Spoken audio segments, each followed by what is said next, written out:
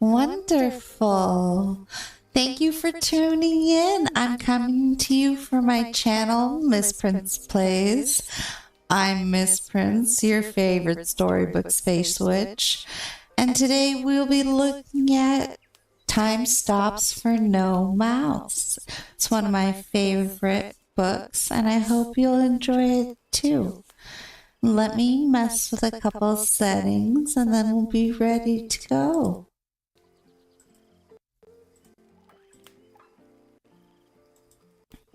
Okay, wonderful.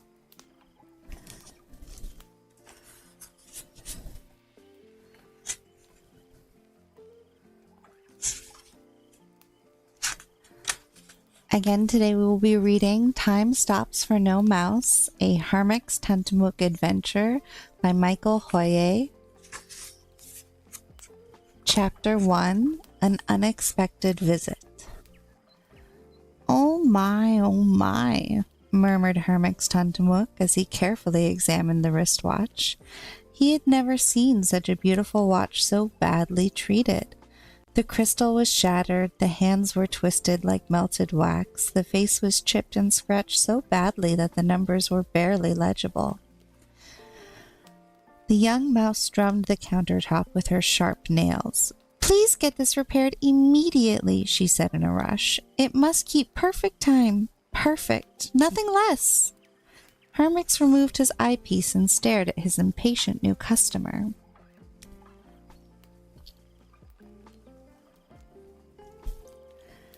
Her face was set in a sharp frown, but it was such a jolly bright face that the frown looked out of place.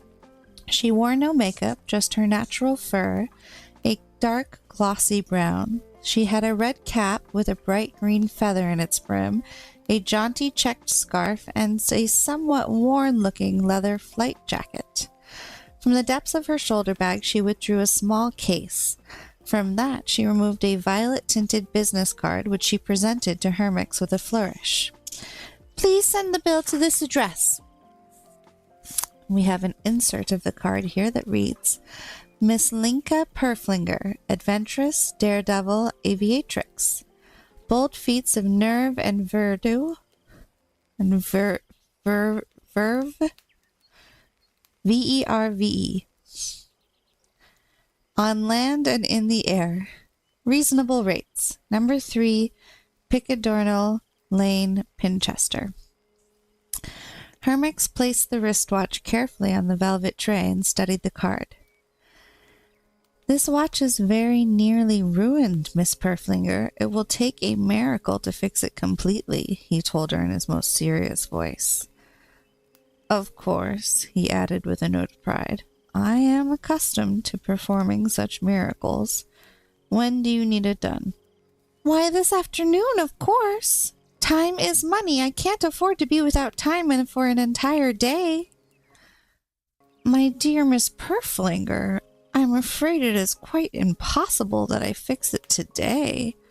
To begin with, there is Clendia Nottam's grandfather clock. I shall have to make an entirely new trindle spring for it from scratch.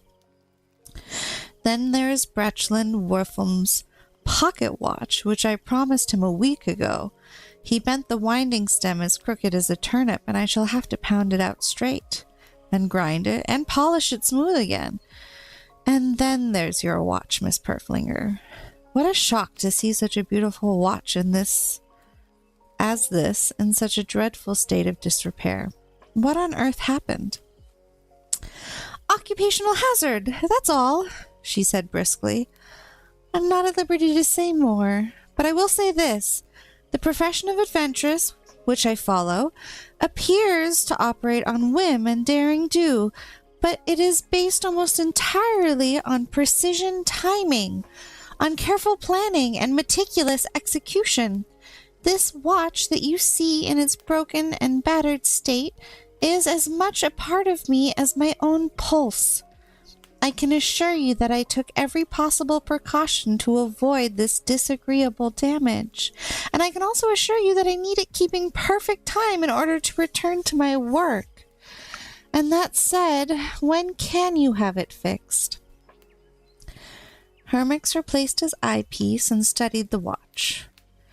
Naturally, I shall have to replace the crystal.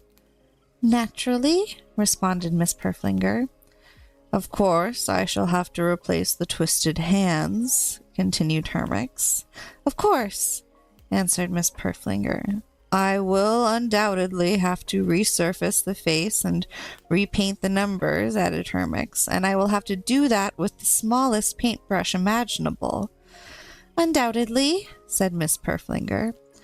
And most definitely the mechanisms will have to be cleaned and oiled and adjusted at the very least, he concluded. Most definitely, agreed Miss Purflinger.